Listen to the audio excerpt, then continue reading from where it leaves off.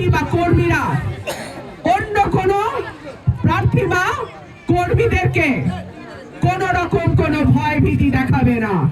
আর যদি নিরপেক্ষতার কোনো ঘাটতি আমরা দেখি, 5ই আগস্টের কথা সবাই স্মরণে রাখবেন।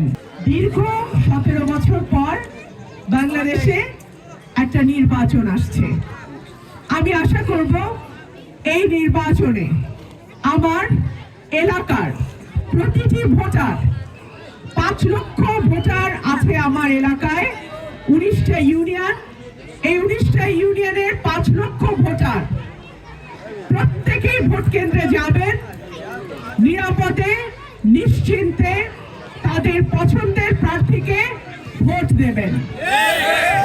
আমি আশা করব প্রশাসন, পুলিশ, আইন শৃঙ্খলা রক্ষাকারী বাহিনী, নির্বাচন কমিশন প্রত্যেকে যার যার জায়গা থেকে নিরপেক্ষভাবে একটা ভোটের পরিবেশ তৈরি করবে, যেই পরিবেশে যে কোনো দলের প্রার্থী এবং যে কোনো স্বতন্ত্র প্রার্থী নিরাপদে নিশ্চিন্তে লেভেল প্লেইং ফিল্ডের মধ্যে একটা নির্বাচন অনুষ্ঠিত হবে। আমরা আশা করব কোন দলের প্রার্থী বা কর্মীরা অন্য কোনো প্রার্থী বা কর্মীদেরকে কোন রকম কোনো ভয় ভীতি দেখাবে না। আমি আশা করব প্রশাসন নিরপেক্ষ থাকবে, পুলিশ নিরপেক্ষ থাকবে, কমিশন নিরপেক্ষ থাকবে, সরকার নিরপেক্ষ থাকবে। আর যদি নিরপেক্ষতার কোনো ঘাটতি আমরা দেখি, 5ই আগস্টের কথা সবাই স্মরণে রাখবেন।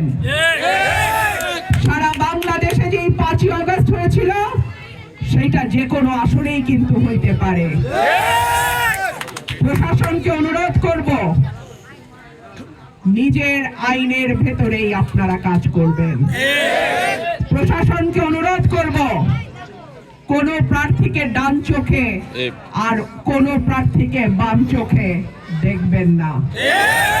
প্রশাসনকে অনুরোধ করব, বিনীতভাবে অনুরোধ করব, আইন সকলের জন্য সমান, আইনের প্রয়োগও যেন সবার ক্ষেত্রে সমান হয়।